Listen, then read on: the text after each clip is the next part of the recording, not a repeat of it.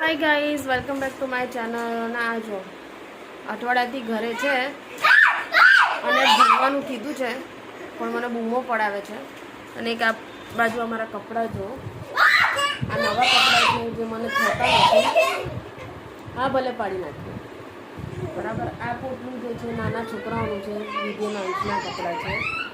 આ જે ઘરમાં પહેરવાના જૂના પણ એટલા બધા કોટનના જે છે આમ કઢોળા થઈ ગયા છે જૂના, પહેરવાની ઈચ્છા બી નથી હોતી અને ફિટ બી પડે છે. હેવી બોડીવાળાની તકલીફ હોય કે ભાઈ રેડીમેડ કપડામાં કેવું હોય, વોશ કર્યા પછી ચડી જાય, ફિનિશિંગ ના આવે, એટલે એ લોકોને સીવડાયેલા જ કપડાં પહેરવા પડે. તો હવે આપણે ઉતાવળમાં હોય એટલે નવા લઈ લઈએ.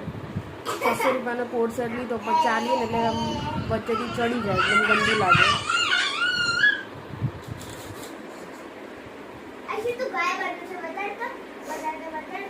અને કચરા પોતું કરી દીધા છે, દીવાબત્તી થઈ ગઈ છે, રસોઈ હજુ બાકી છે. 12:15 થઈ ગયા છે.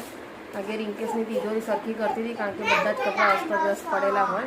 આ રૂમ તો ફક્ત કપડાં માટે બનેલો ને એવું જ લાગે છે, કારણ કે ફર્નિચર નથી એટલા માટે હરેક વસ્તુ દેખાય એટલે આપણને થાય કે આ ઘર ગંદુ છે એટલે બધા જ કપડાં અલગ પાડતી હતી.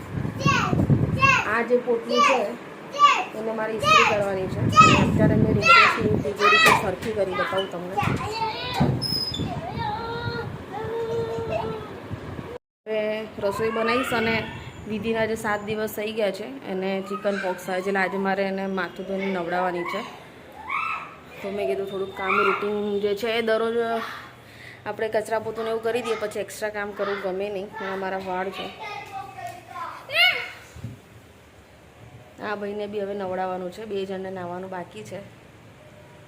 એક નંબરનો ગોબરો છોકરો છે, ગંધાતો છોકરો છે બરાબર છે, ગોબર.